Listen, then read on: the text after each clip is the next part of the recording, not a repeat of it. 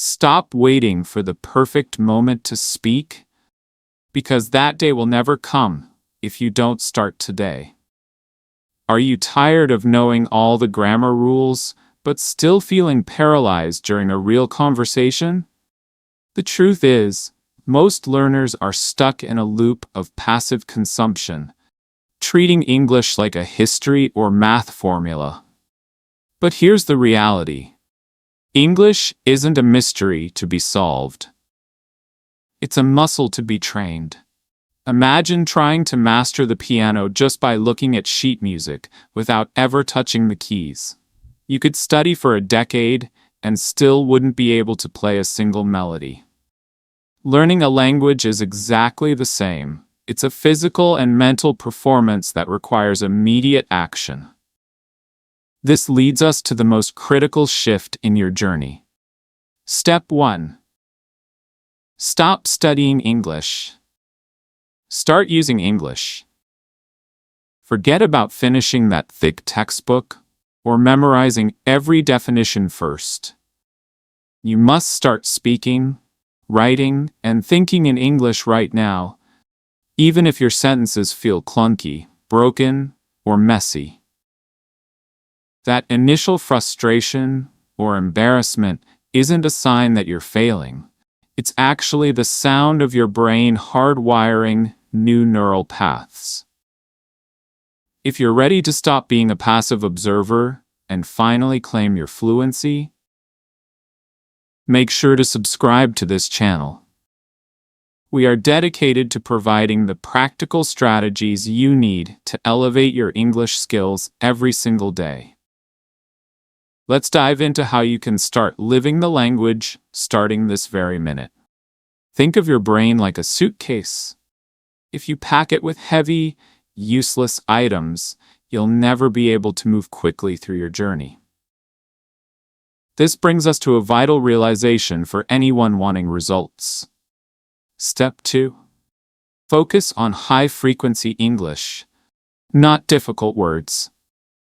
Many students fall into the trap of memorizing fancy vocabulary, like meticulous or cumbersome.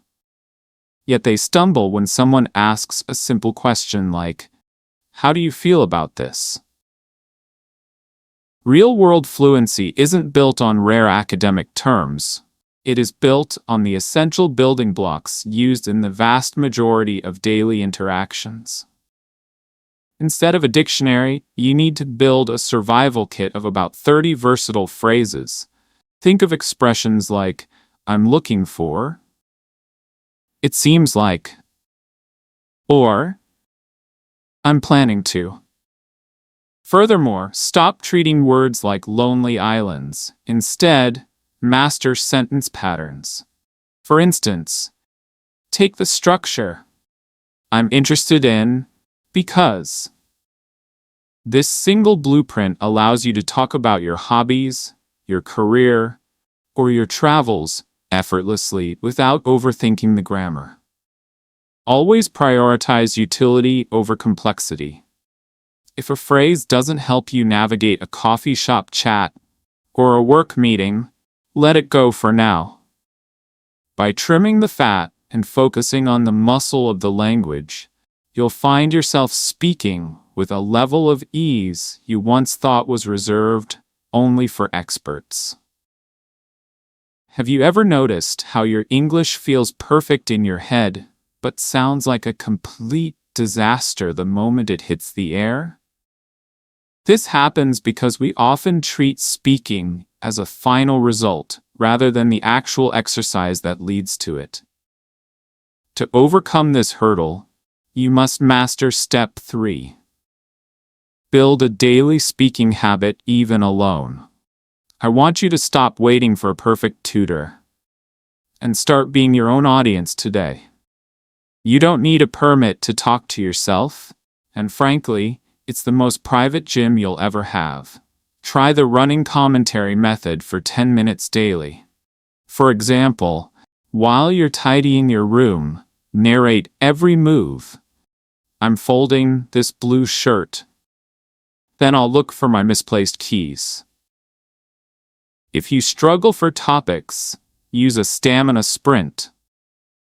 Pick a subject like my favorite childhood memory and speak for 60 seconds without a break. We aren't aiming for perfection here. We are aiming for constant movement. When you repeat the same description for 3 days straight, you're essentially polishing your neural pathways for speed. Making English a vocal presence in your daily solitude ensures that when you finally step into a real conversation, your voice is already warmed up and ready to perform. Let's be honest. The most frustrating part of practicing alone is that nagging voice in your head asking, "Am I even saying this right?" I've seen so many students work hard for months only to realize they've just been reinforcing bad habits because they lacked a consistent feedback loop. This is why you must embrace step 4. Use ChatGPT as your personal English coach. Think of it as a 24/7 tutor that never gets tired and never judges your mistakes. Instead of just asking for definitions, give it a specific persona. I want to practice a specific scenario. Please correct my grammar and suggest more natural ways to speak. We often sound like walking textbooks, saying things like, "I am very fatigued," when a local would simply say, "I'm wiped out." You can use ChatGPT to bridge that gap by asking it to rephrase this for a casual chat with friends.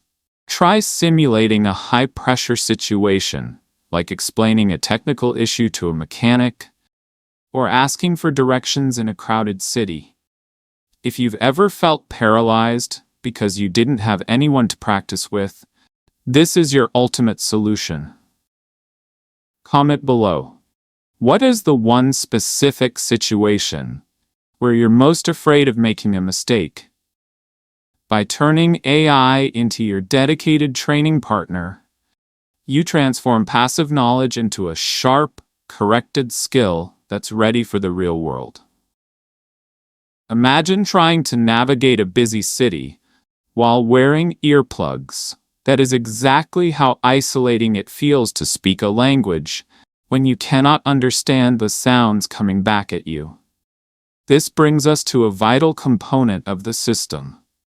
Step 5. Train your ears every day. Many people fail to realize that listening is actually the secret accelerator for your speaking speed. If your brain is struggling to decode what it hears, it will always panic and stall when it's your turn to respond. Instead of getting lost in a long movie where you only understand a fraction, I want you to practice micro-immersion with a 60-second clip. Perhaps a brief product review, or a short travel tip.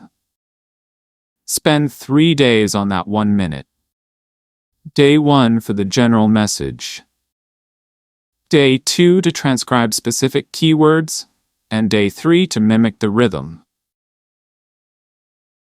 You'll start noticing connected speech, where words blend together. Did you, becoming, or kind of, sounding like kinda. This deep repetition retrains your brain to recognize patterns instantly, moving you away from manual translation and toward automatic comprehension. Once you transform your ears into precision instruments, the speed of your conversations will naturally catch up to the speed of your thoughts. If you find yourself constantly pausing because you're busy converting sentences from your mother tongue in your head, you've hit the most common roadblock in language learning. To break this cycle, we must embrace step 6. Think in English. Most of us are stuck in a slow, 3-step process. Thinking in our native language, translating it, and then finally speaking. This delay is why you feel so much pressure during real-life chats. I want you to start small with micro thoughts, simple internal observations about your immediate surroundings. Instead of complex ideas, try, the sun is bright, I need more salt, or I'm going to the gym. You can also use the labeling method with a twist. Don't just name the object, attach a tiny action to it. For example, instead of just saying, laptop, say, my laptop is fast, or I'm closing my laptop. Furthermore, try expressing your immediate feelings directly. When you're stuck in traffic, don't think in your language. Tell yourself, I am frustrated, or I need to be patient. Ask yourself this. How much faster would you be if your thoughts and your speech were finally on the same wavelength? By using AI to refine these daily reflections, you'll gradually eliminate the translation lag that holds you back. Transforming your internal monologue is the final bridge you must cross to move from a student who knows English to a speaker who lives it. You might have a library of vocabulary stored in your head, but if your jaw feels heavy and your tongue gets tied the moment you try to use it, you haven't truly mastered the language yet. This is why we must commit to step 7. Speak out loud. We need to treat English as a physical workout for your face, not just a mental exercise. I always emphasize to my students that your mouth is a complex system of muscles. Your lips, tongue, and breathing all need to coordinate in harmony. If you only practice silently, your English stays trapped behind your teeth, never reaching the world. Start by reading a news article or a blog post at full volume for 5 minutes every morning. It's essentially like lifting weights for your vocal cords. Then, pick a few power phrases. For example, let's look at the bigger picture, or I see where you're coming from, and repeat them until they feel like a reflex. I also want you to stand in front of a mirror, observe your mouth movements, and maintain eye contact with yourself to build social courage. We often ignore how we appear when we speak, but this visual feedback is a total game changer for your self-assurance. By recording a quick voice memo of your thoughts, you can pinpoint exactly where your rhythm breaks and fix it. Once you transform your practice into a vocal, physical habit, you bridge the gap between knowing the words and actually owning them. If you're tired of feeling like your brain is a library filled with unused books, it's time to shift your focus from gathering more to mastering what you already have. This exhaustion often comes from a common trap: chasing novelty instead of mastering the essentials. This is why you must embrace step 8, the secret of repetition to achieve automation. Most learners act like collectors. They gather endless PDF books, subscribe to 50 different channels, and save hundreds of advanced words they will never actually use. But real fluency isn't about how much information you store. It's about how little you have to think before you speak. I want you to stop being a collector and start being a master. Instead of seeking a new lesson every day, take one practical scenario like explaining a project at work and repeat it until it feels as natural as breathing. For example, rather than learning 10 different ways to say hello, master one versatile transition like I'd like to touch base on, and practice it in 20 different contexts. When you repeat a specific sentence multiple times, your brain creates a physical shortcut. moving the language from your slow, conscious mind to your automatic reflex. Quick question. What is the one English phrase you always forget the moment you need it? Let me know in the comments below. By choosing depth over distance, you stop building every sentence from scratch and finally start speaking with the effortless speed you've always wanted. Many people believe that fluency is reached through a series of high-energy sprints. But the reality is that it's a marathon that requires a steady, unwavering pace. This leads us to step 9. Focus on consistency, not intensity. We often make the mistake of studying for 5 hours on a Sunday and then doing absolutely nothing for the rest of the week. I want us to stop this all-or-nothing cycle. Because your brain needs a daily connection to the language to truly transform. Instead of waiting for a burst of motivation, which we all know is unreliable, you need a rock-solid system. Try the minimum viable practice rule. Maybe it's just narrating your grocery list or listening to one short song in English while you commute. I suggest linking your practice to a fixed event. For instance, tell yourself you will summarize your morning goals in English right after you finish your first cup of coffee. Even on your most exhausting days, follow the never skip to zero rule. Spending just 5 minutes on a bad day keeps your streak alive and maintains your identity as an active English speaker. By making the language an unbreakable part of your daily rhythm, you ensure that progress becomes an inevitable result rather than a lucky accident.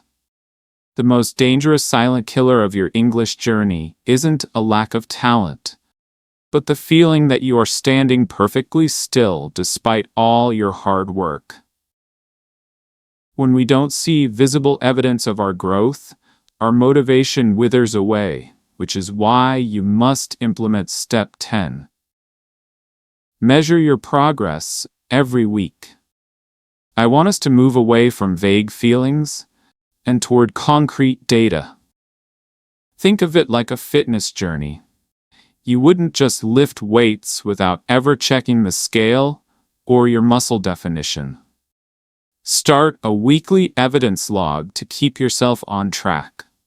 Every Sunday, record a 3-minute audio clip where you describe a recent challenge you faced, perhaps a difficult task at your job, or a funny misunderstanding you had. When you play back a recording from a month ago next to today's, I promise you will hear a shift in your rhythm and a decrease in those long, painful pauses. Additionally, instead of just memorizing lists, track your active usage rate. Did you manage to use a specific phrase like, "I'm looking forward to," in a real email or conversation this week? Seeing that you are actually applying what you learn provides the mental fuel needed to stay consistent. If you are sick of feeling stuck in the same place and want a proven map to fluency, hit that subscribe button right now. We are here to ensure every minute you spend practicing leads to a version of you that speaks with undeniable power and clarity. Your breakthrough is closer than you think. So let's start measuring the wins that prove you are already winning.